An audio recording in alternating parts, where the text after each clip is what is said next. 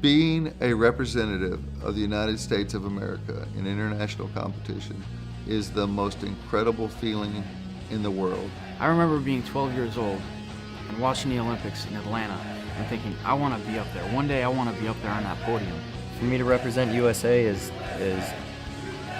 unbelievable. I'm proud to be an American. I bleed red, white, and blue.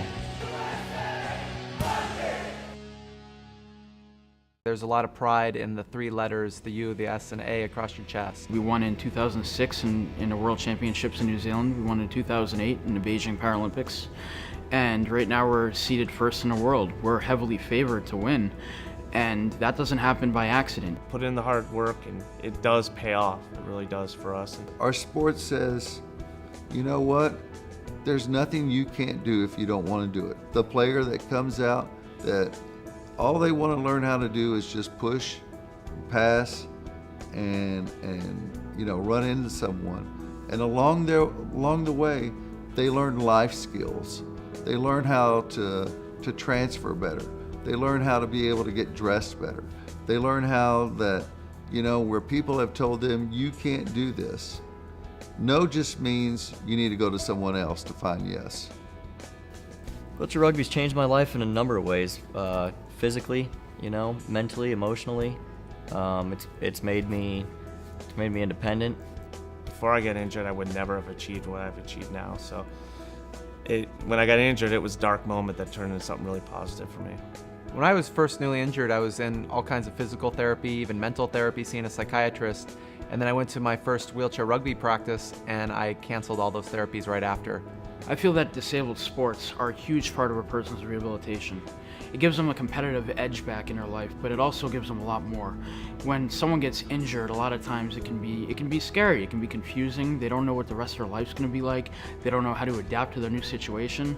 And they see people who are out there banging around, playing a competitive sport, traveling all over the world, being very successful not only at wheelchair rugby, but in their lives.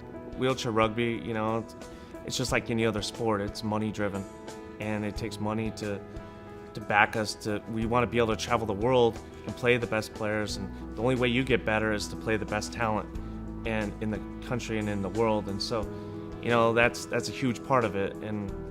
And this is a very, very, very expensive sport. It's a high attrition sport with the equipment, trying to do the travel, things like that. There are definite, a lack of resources, and trying to find it is one of our biggest challenges. Help us not to have to eliminate anything.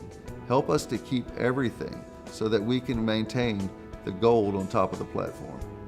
Guys who recently got injured, they need goals, and they all want to play sports, and they all want to play wheelchair rugby. And I worry that if we're not supported fully, that this sport could either go away or, we'll just be at a level where we never compete with the best teams in the world. Funds. The biggest dilemma that we face are funds.